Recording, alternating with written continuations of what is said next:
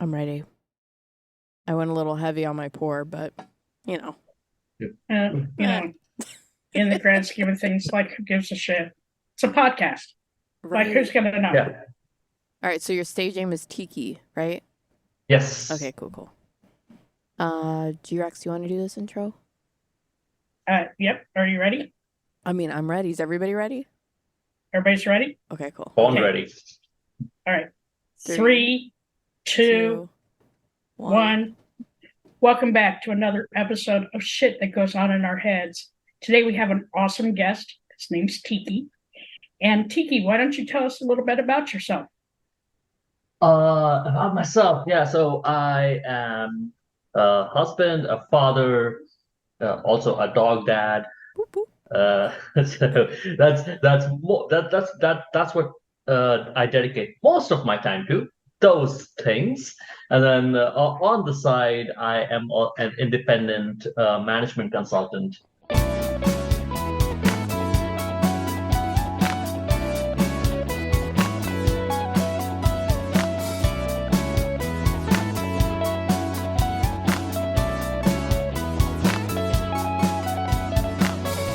And also a podcast host. So Nice.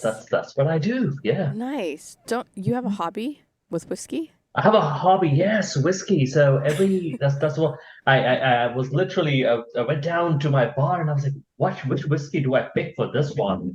So I went in and picked a Blair Athol, which I had bought in Scotland when I was in Scotland. And Whoa. yeah, so yeah, I travel the world looking for whiskey too. So yeah, Nice. That's another hobby, huh? yeah. That's cool. I mean, I feel like we're lucky, right, G-Rex, that he's got this whiskey from Scotland. Meanwhile, I have vodka and Mountain Dew. What are you drinking, And G-Rex? coffee and mucinex, Yeah. because what a combination. Nice. That's so It'll fancy. keep you going though. It will. I Yeah. just want this damn cough to go away. It's been like 3 weeks. I'm over it. Yeah, it's been a while, bud. It's been a while. It's time for it to go. Um, and you have a podcast, right, Tiki? Yeah, I have a podcast. My very good friend Daniel Vacanti and I, we have a podcast called Drunk Agile, where we drink whiskey right up front, talk about the whiskey we're drinking, Nice. and then we run into talking about management concepts, particularly agile management concepts. So Oh, what a perfect yeah, combination. yeah, Alcohol no, and talking about management concepts. yeah, yeah. So we're and the funny thing is we put that out. Our primary audience is on YouTube, so everyone sees us talking of the whiskey and all that stuff. And my dog Nisha, who's not here right now, she's the real star of the show. She's the one that everyone tunes in to watch. Aw, Yeah. that's cool. I love that. Yeah. So I understand that you know G-Rex from previous careers, right? How long have you Mhm. guys known each other for? No. Man, it's got to be over 14 years. Yeah, it has to Oh, be because wow. yeah, the place where G-Rex and I worked together, I think I started there in 2005. Yeah. So yeah, And so I started in 2008. So, yeah, so it has to have been since 2008, 2009 at least. Wow, what a different time it was back then. How Yes. uh, how long oh, were yeah. you guys working together for? I, I think we Um, I think we interacted pretty much like because I used to be a developer, so I used to write a whole bunch of stuff that went out and broke in for our customers, and so that's when Did you say G-Rex that would went come out in. and broke? Oh Yeah, so that's no. when that's when G-Rex would, or my team wrote it or whatever, and that's where our interactions was. Oh, someone needs to go fix this. yeah. So it'd usually be me being like pinging Tiki, and I'd be like, yo, Yeah, can y'all fix this? Because I got a bunch of customers that are not happy. yeah, And he'd be like, yeah, we're going to get right on that. And yeah, then, like, I'd be like silent for like a couple hours, and then it'd yeah. come back and it'd be like magically fixed. So Wow. Yeah. those were the good old days. Aw. Yeah, Yeah. I from what I understand, that doesn't happen so much anymore. Wait, which part? The getting fixed in a couple of Oh, I hours. was gonna say because Yeah. things still breaking very much happens. Well, if you build something, it will break. I mean, that's just at some point you gotta accept that. I need So, that. like, if you build something, they will come. If you build Yeah, something, it will it break. will break. If you build something, be ready to fix it as quickly as possible. Yeah. Yeah. Yeah, man. So you guys went from working together. How long were you there for? You were there for a while, right? I was there for 16 years, 16, 17 years, something like that. Yeah, Man. And 16 then, years, yeah. I mean, that's a long time. I can't imagine. Like, Mhm, I've been at my last place for what, like 7 years, I think. mhm. Yeah, I can't imagine doubling that. That's a long time to be invested into something. Yes, and it was a place where I think most of us felt like we would want to be invested in, want to stay Yeah. invested in, and eventually, as everything, things evolve, things change, and there was a point where all, I think, a lot of people started deciding it was no longer a place we wanted to be invested in. So Yeah. yeah, Yeah. That's a, And and for me, I just got the opportunity to retire early. So, yeah. age played in my favor this time. yeah. Uh, if you don't mind me asking, so what do you think made it a place worth investing your time in? Oh yeah, tough time, effort, blood and sweat. Yeah, it was a lot. I attribute it to at least two things, which end up being one thing. The leadership that we had, who inspired us day to day, and the people I work with on a daily basis, my team. Which again, as I said, those two things are the one thing, which is the people Mhm. that were around us and around me. I wanted to show up for them every day. I wanted to show up and do my best to help them do their best. Yeah. Man, that must have been I mean it's a big change, right? To walk away from that many years of commitment. And I would imagine as a developer it's not always the easiest of jobs and it could get stressful. Yeah, that's the, but that's what makes it. This has been my as I shifted into management, as I started reading more and more up on management theory, it ended up changing my perspective on this to it's really the fact that you're working on a team or a group of people who are committed towards the same thing that makes it so much easier, rather than feeling like you by yourself are trying to pull this whole thing forward. Yeah. Yeah, we had somebody on our podcast, Crazy Eight, and I remember him saying that if the group of you have the same goal, right, like that's very important. And so I feel like that's what you're saying. And I can Yeah. relate to that as well, as stressful as it is. It's the people that keep you Yeah, there. And I mean that's what kept me there for so long too. Is the people. One day I was working at what I would call Disneyland, and then the next it was not so much Disneyland anymore.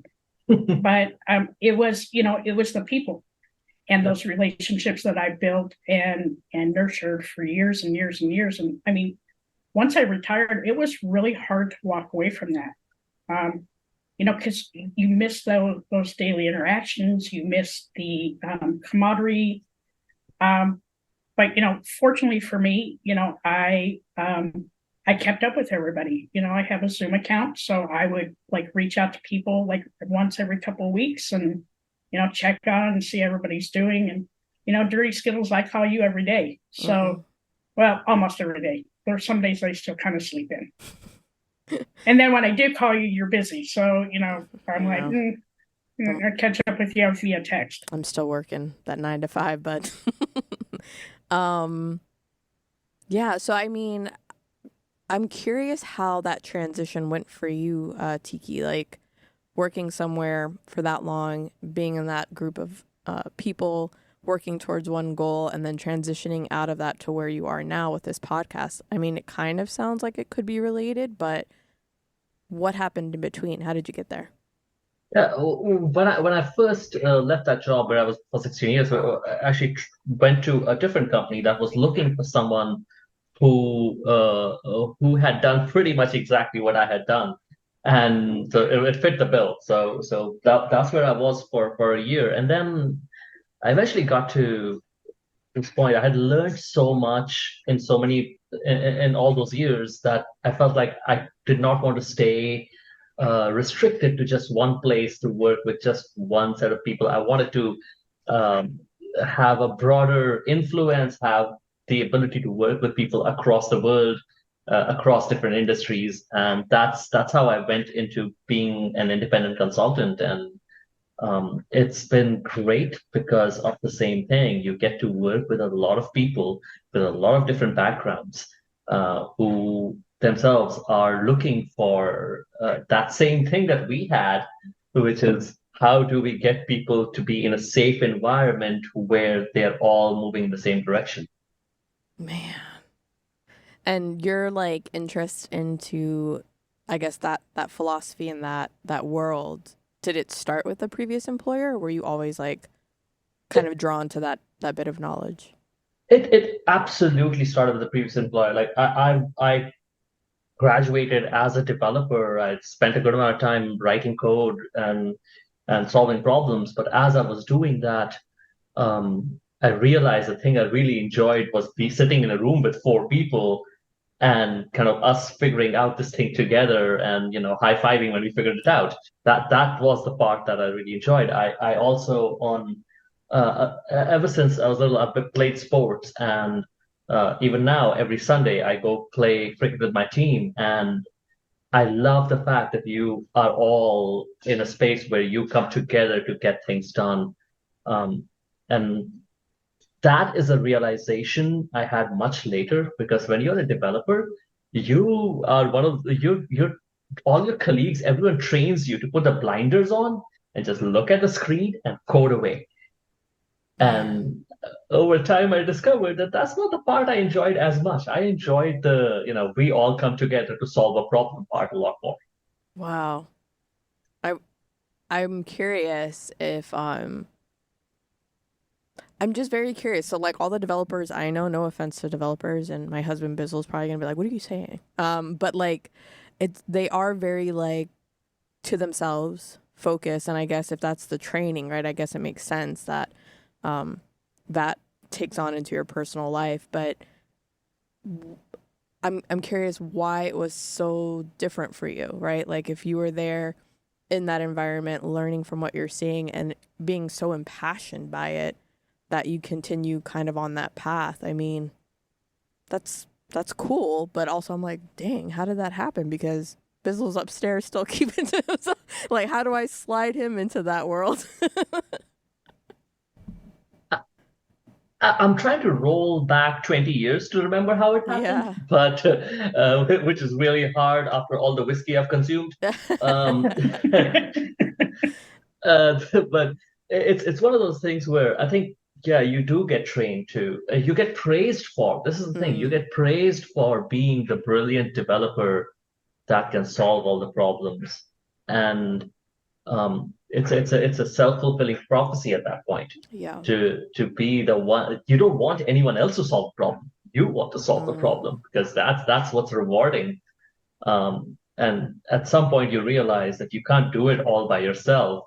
yeah.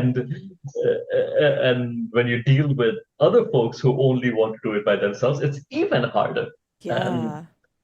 maybe it's the fact that I've played sports all my life and I'm always dependent on people around me to, Yeah. for us to work together. But yeah, I Yeah. can't say much. Yeah. That's Yeah, I cool. think that, collaboration, makes the dream work, right?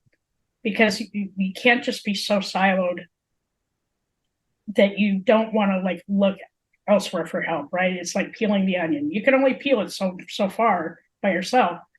But if you have somebody else that can come in and be like in 2 seconds tell you exactly what the problem is, I would much rather work in a collaborative environment than in a siloed environment, with my blinders on.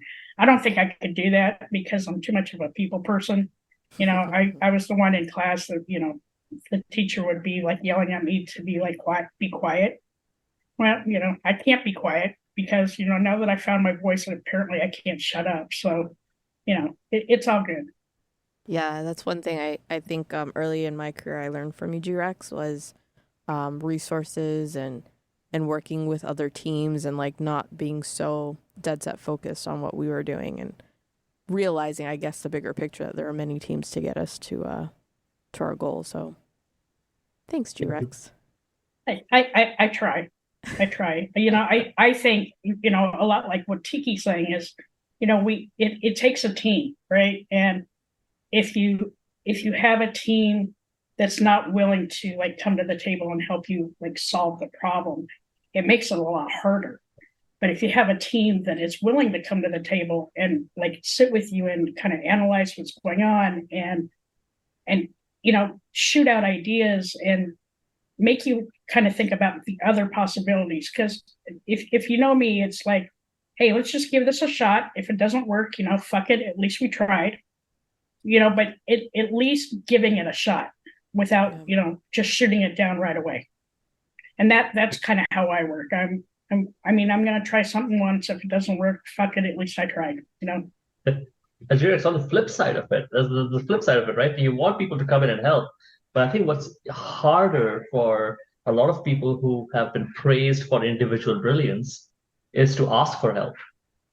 Because I think that's where we were talking about developers earlier, and as a recovering developer, I can say this: it's very hard for a lot of developers to just take that step back and say, "Hey, I don't know how to do this. Or I'm out of my depth here. Can I get help?" So having that safety and that vulnerability to do that too is that's what leads to the teamwork, I think. Yeah, it took a while for me to learn that, because that was one thing, and I don't, I guess, necessarily know where it came from, but it was very hard to stop and say I don't have it all figured out and I need help. And maybe it was just that it's vulnerability, right? Like you're shedding your skin there and saying, "Hey guys, help me out." Was there any? There's a Yeah, go Well, ahead. I was going to add one more thing. There's a great book uh, by by an author called Daniel Coyle. It's called The Culture Code, and he worked with a lot of different organizations and kind of figured out what are the three things required for high performing teams. And his conclusion was you need safety, vulnerability, and direction. You have those three things, a team can become a high performing team. You need at least those three things. Man, that's good. Mhm.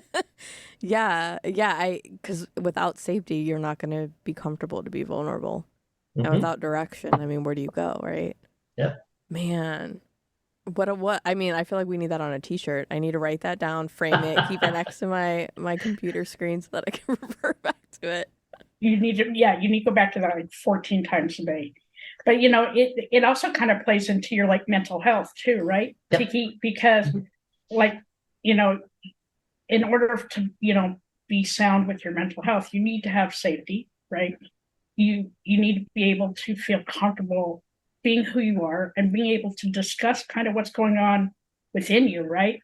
Because a lot of people out there like suffer from like mental health issues, and they're too afraid to come forward because they've all been trained or raised to keep it close to the heart, put a big happy smile on it and just come back to work. But if you're like depressed or going through your own kind of shit, it's hard to do that, right? It's hard to like break out of your own headspace, and if you don't feel safe talking about it, that that's kind of sad. But I think that organizations more and more now are normalizing how we talk about mental health and making sure that their team members have the resources that they need, because that also leads to a huge amount of burnout. Mhm. Yeah, and just to double down on that, that there's coming from a culture. I come from a culture where we value hard work, we value determinism, and we value like just pushing through things. But we don't value mental health. We don't value taking a step back and going, oh, I need help. Um, it took me, at least personally, at least 15 years of being in the industry to be okay. I do need help. I give my wife a lot of credit for this because she's the one who talked to me a lot about this stuff. Like you seem like you just keep pushing through stuff. You don't even talk about it. I'm like, yeah, what else are you supposed to do? Why would I tell anyone how I'm feeling? I just need to figure out what the solution is, and that's it. That's all I need to do. And as you were saying, I think that leads to a lot of anxiety because you're taking it all on yourself rather than looking for help. Yeah. Yeah, I've learned with therapy like my signs because I think I kind of can relate to what you're saying where I think my normal way before of handling things was just power through, like doesn't matter what it is, I can do it, I can get through it, I'll move past it, it's gonna be fine, da da da. And then learning to be vulnerable and saying, okay, I'm feeling anxious. Like even just that, like identifying what types of physical triggers, right? I could notice like, oh my gosh, I'm anxious about this, and I don't have to do it all by myself. Like that was huge to learn. So I'm happy to hear that, your wife was able to talk you into discovering that part of yourself. Yeah. That's Yeah, cool. if you add to that things like most people start off work and when you're young you're like really ambitious and you really want to do these big things. You start in and it's like okay, what do I need to do to get promoted? Or what are these things I need to do? Because once I to get promoted, I won't have to do all this stuff. I won't have to like grind so hard. And then you get promoted and you're like, oh my God, this is worse. It's a Now, different grind. Yeah. this is a different grind. And I have to take care of people. I Like, okay, well, know. and then you go, oh wait, but if I get to the next step, it's going to be different. I won't have to do this anymore. And you get to the next step, and you're like, oh my God, this is even worse. Now I have to play high level politics Yeah. and grind and take care of people. And that anxiety keeps building. You think that moving up the ladder will help you get rid of the anxiety, but no, it only adds Compounds, because now man. you yeah, now you're doing things you never did before. Yeah. I know, I know. And it's like, do you have any like, I don't know, tricks for handling stress or things that maybe you use to ground yourself during all of that? I think we've talked a lot about one of the things for me, which was how do I reach out to my peers and kind of have those conversations because um, that was the beginning of it for me. It was like, okay, how do I talk to people who are in the same situation? And that kind of thing led to the whole podcast thing too. How do I talk to people who are in the same situation? And we bounce ideas off of each other. The other thing that as I became a manager, not I realized, and even when I was an individual contributor, I realized that it's not about. It's gonna sound really weird. It's not about the people. It's about the system that the people live in. Mm, You don't want to. You don't want to focus on making the people better.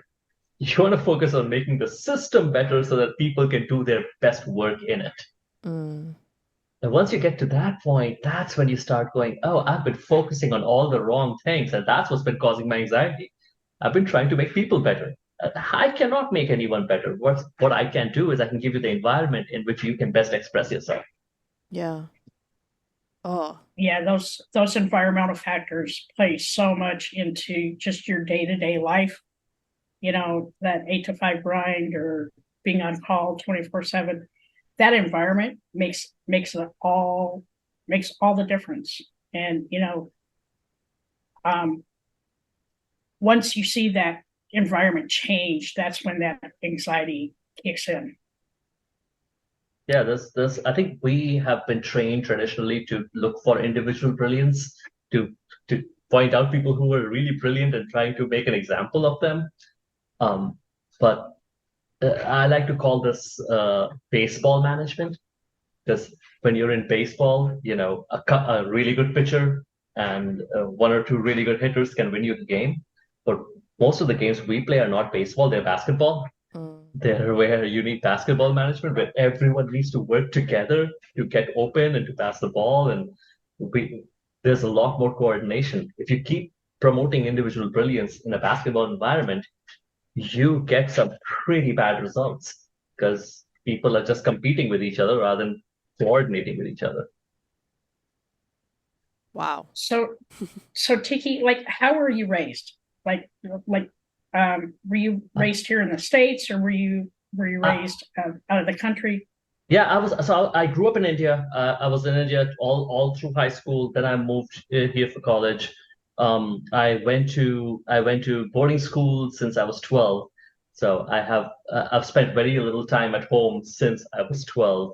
And I had middle class parents who were very hardworking folks, and like uh, my dad is probably the smartest person I know, Oh, and he did. I saw him do essentially two things almost on a daily basis: work really hard, and then come home and spend time with us, which is me and my brother, to make sure we were getting the things done that we needed to get done.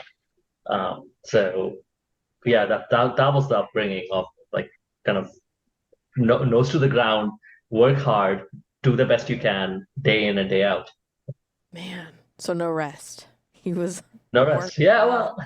well, I mean, as I said, I played a lot of sports, so that was Yeah. kind of rest, but even there, it was competition. Like go compete and be as good as you can be. Yeah.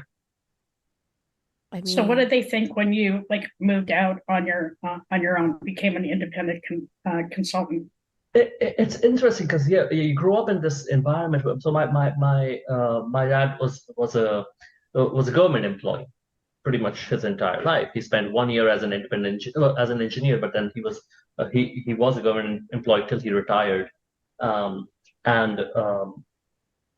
there's certain safety in being a government employee because you get a salary regardless, you get a pension regardless. There's also the same safety when you have an employer that you get a salary, you get your benefits and all that stuff. When you go independent, well, that's a risk. Now, it's a huge risk, and my parents were very supportive of it. Definitely, they were, and but they did recognize the risk. Like, wow, seems like almost the first person in our family to kind of take this risk. So it's been a risk. It has its own anxiety with it mhm. because you're sitting back as an employee, you're doing things, and there's a paycheck coming. Doesn't matter what you do every Yeah. couple of weeks. With this, you're grinding to you have the anxiety of, hey, where does the next paycheck come from? I'm good for the next month or two. What happens after that? Yeah. Oh, yeah, that's stressful. I can only imagine. That's crazy. Um, Just oh, go ahead. sorry, I thought G-Rex was gonna say something. We're all like, I think we were all like I half know, open to I their know. mouths. We're all gonna say something. I know. So, Yes, uh-oh. Oh, that's oh, that. you, give her you a broke Mucinex me. cough. You broke me. Let me Yes, go on this mute. this is this is this is a safe, vulnerable environment where we are all giving each other the opportunity, and then we're making G-Rex cough Just all over cough. the I place. mean, she's got to loosen it up. You know what I mean? All right, let me stop. Otherwise, she's not going to be able to breathe here in a You you both suck. You both suck. But I'm good now. Okay, we're good. Uh, Lord. I was gonna ask, like, how do you stay up to date with stuff? Like, are you constantly reading? What do you do to learn? I'm definitely constantly reading. I should have probably done this from the bar downstairs that I have, so you could see the whole thing. I have a bar, and then I have two bookcases, which keep getting. Which I have a really bad habit. I buy books faster than I read them. Oh, So okay. All right. so Do you rotate out books? Do you get rid of them? Do you donate them, or do no, you I just keep don't. them? I used to. I have definitely. Every time we move, I end up donating because we move every 5 6 years. I end up donating some of the older books. Like for example, a bunch of my programming books, bunch of my development books. I don't necessarily read them anymore, but there are kids who can definitely benefit from reading them, so I'll donate those.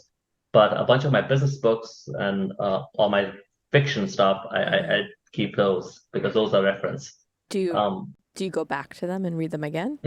Absolutely, Oh, absolutely. It's one of those things of uh I think this is gonna sound a little philosophical, but um, I think books change without changing because you yourself move into a different place in life.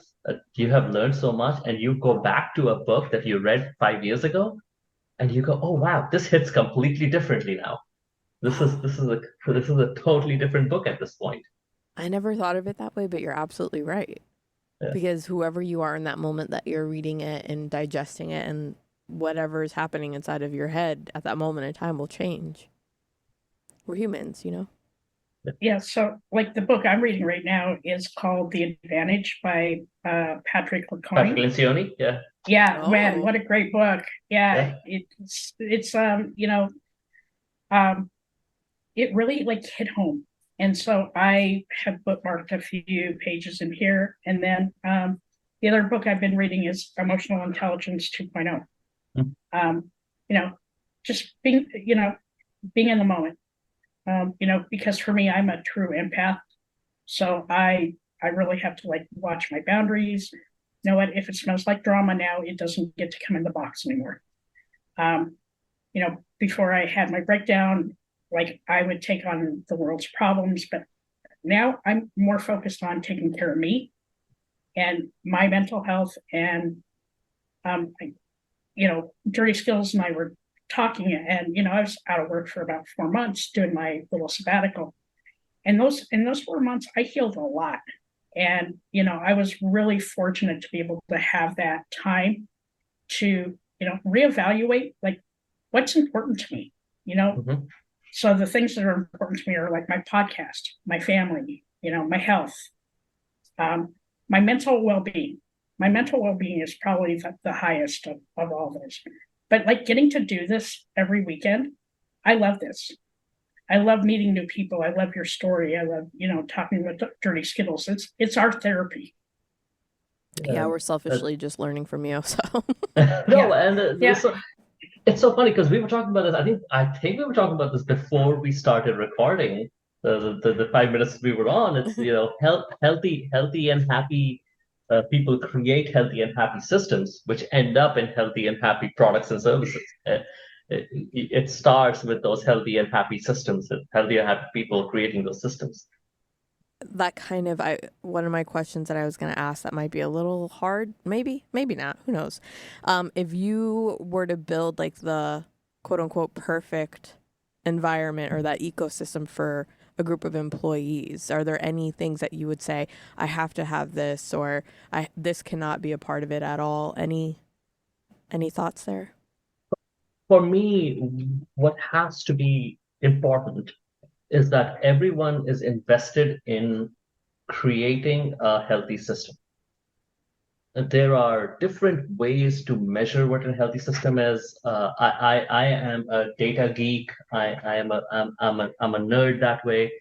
I believe in things like statistical process control and all that stuff. So I want everyone involved to be able to look at a system and go, are we in a healthy place? Is this system healthy? Is this system stable? And I don't want just the managers to do it. I don't want just I want everyone on the team to be able to look at it and go, are we in a healthy place? If we're not, okay, what are we going to do? What are we all going to come together and do to get us to a healthier place? That skin in the game, that investment of we are all in this together and we're going to figure out how to make the system healthy. That would be my baseline. That would be my basic. Is there anything that you're like, absolutely not, this cannot be a part of it? Let put having your egos be so big that you feel that they're bigger than the team. Mm. That I, I for some reason my head always goes to sports teams, Mm-hmm. and it's when you have egos that are that big that they uh, drive the rest of the team crazy. Sure, you might win a few games, but it's not a place people want to be. It's not going to be sustainable. Um, Yeah. the again I live in South Florida, so Miami Heat. When we got the three big names in a while ago, we had Dwayne Wade, LeBron James, and Chris Bosh all in, and first year was a bit of a debacle. We should have won everything. We didn't. It's Mm-hmm. when the three of them figured out that, oh, we need to actually work together. When Chris Bosh was like, I'll do more of the defensive stuff. Dwayne Wade was like, okay, I am no longer the main guy. I'm going to pass the ball to LeBron James. That's when we started winning championships. Mm. Yeah. I thought you were gonna say the Dolphins. No, I'm just kidding. Uh, Kidding. Sorry, Wait, Dolphins wait. fans. There's Sorry. there's a football team around here? I had no idea. Are you sure? They haven't shown up in years. Just kidding. Yeah. But like, so go ahead. No, Dirty no, no, no, Skittles. no. I was just gonna say like that. I mean, just listening to how you answered that, for me is it's resonating really deeply. Like I didn't mean it as a joke when I said that I'm selfishly learning from you, because these are things that I'm going to take back and really think about for my, everyday work life. So, Tiki, now that you're out on your own, like what are you doing daily for like self-love and self-care? Are you making sure you're taking care of yourself? Yeah. The thing is, my wife always looks at me weird when I do this. But I talk to my dog quite a bit. Aww. Like my German Shepherd is my therapist. So I definitely, frankly, the thing that helps me the most is spending time with my family. And it sounds cheesy, but it really does. It's one of those things where um, uh, we all three of us, my daughter, my wife, and I, we all work from home. So throughout the day, there are at least like 5 to 6 different moments when we're all like free at the same time, and we'll do something little, and then we all have dinner at the same time and all that. So it's definitely something that we have learned to prioritize, all three of us, because my wife comes from the same tradition, like Mm-hmm. nose to the ground, let's keep going. She when she was working where we all work together, she would 12, 13, 14-hour days were regular for her. But I Wow. think we've all gotten to a point that we're like, okay, you know what gives us peace is us spending time as a family. So definitely prioritize that. We've made a conscious effort to prioritize that. And then yeah, talking to my dog, which is spending time with family. That is definitely. I love that. And I can understand that, because for me, with my little nugget, I doesn't matter how stressful the day was, it's almost like a release. Like I don't have to worry about anything that happened, because now I get to do whatever we're gonna do together and kind of just let it go. So I get it. I get it for sure. So, Tiki, how can like people find your podcast? How can they find your consultant services? Like, I want to make sure that people know how to find you, because I'm sure we have listeners out there that maybe need some insight from an independent consultant. Yeah, absolutely. So the podcast, you'll find it on YouTube. That's the easiest place to find it. If you just go and search Drunk Agile, you'll find us. That's literally the name of the podcast. As I said earlier, I'm a data geek, so we spend a good amount of time talking about numbers, but all those numbers are essentially aimed at building healthy systems. For to reach out to me directly, LinkedIn is probably the best place. You'll find me on LinkedIn. Should I give away my non-stage name? Is that how it works? If you I want, don't it's know. totally If up you to want, you. you can give you can This give is a away your safe non-stage. environment for you. Save him out. All right, all right, all right. I just didn't want to break the rules, or maybe I did. My name is Prateek Singh. You'll find me. I broke you again, didn't I? You did. You broke me again. So my name is Prateek Singh. You'll find me on LinkedIn. My photo has me with long hair, so Oh, you'll see. I want to see you Yeah. with long hair. Well, it gets a little longer than this, not a lot longer than this. But yeah, Prateek Singh on LinkedIn. That's the easiest way to get to me. And yeah, if you're looking for someone to come help your teams build healthy systems that are predictable, efficient, and effective, that's what I do.